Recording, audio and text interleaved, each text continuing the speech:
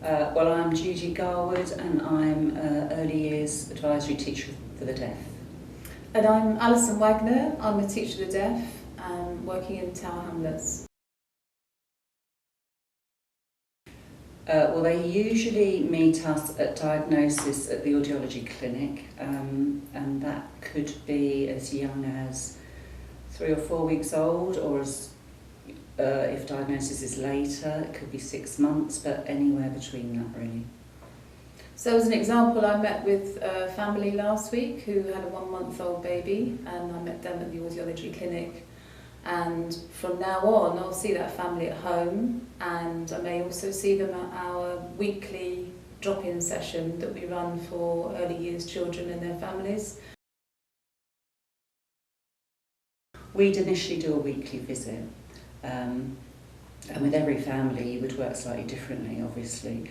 And we sort of would develop over time sort of a family plan when we, together with families, look at how children are progressing with their listening language skills and other developmental skills as well, and sort of focus on what next steps are and how parents can maybe best support those next steps.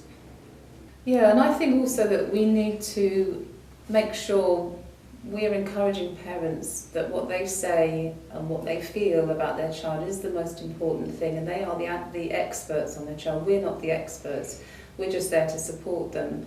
And I think valuing what parents have to say, what they're saying about their listening and the progress of their children, and that we pass that on to audiology, to speech and language therapy, to teachers, to SENCOs, that they have to be at the centre, and that we make sure we really value that, and that they understand that they are at the centre and they are the most important people for their child.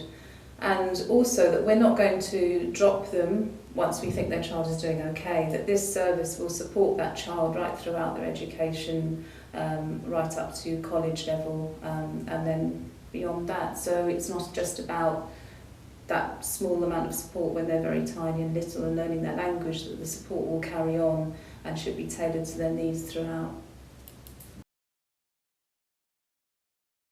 I mean, that's quite a difficult question because there's an awful lot to know and learn about language development and listening development and deafness and audiograms.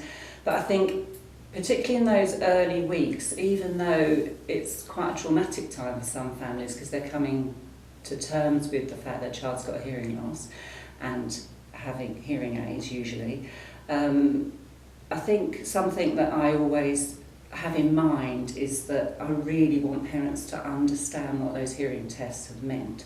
So what the audiology is, what the hearing loss it's likely looks like the child has, and how therefore the hearing aids, what the aims of the hearing aids are, so they really understand the audiology aspect, which can be a bit scary and scientific sounding. So I think to focus on that, because the parents have been through a lot of testing by the time we see them. They've been sat in rooms in the dark for quite a long time, having things put in on their child's head and in their child's ears, and I think it can all seem a real scary sort of melee of information, and I think our role in those early weeks is to really clarify what that means so that they've got a real understanding of the audiology. Well, seeing children progress well with their speech and language development, but I think because I'm purely early years now, I don't do any work beyond sort of 3-4 years old. So my work is very much more with families. For me, it's really seeing families learn and engage with support services and develop skills really to support their children. I think that's probably for me the sort of most motivating aspect.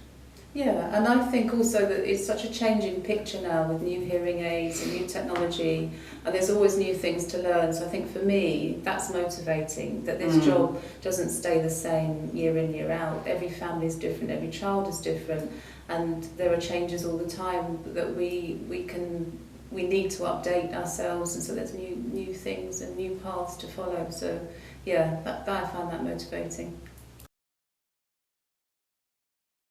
Well, we are joint ramblers. We are. We ramble on. We ramble on and on. Monthly. Up some hills. Up hills, With down another hills. teacher of the deaf we work Yes, so we are a small rambling group with. Mm. with maps and compasses. We and- have. Well, you have the maps. I have the maps. I just follow. Yeah. But I'm also a very keen tap dancer. Yes, very keen tap dancer. And that keeps me sane, weirdly. And you play tennis. And I play tennis quite badly. Mm. So very active people. So there you go. Mm.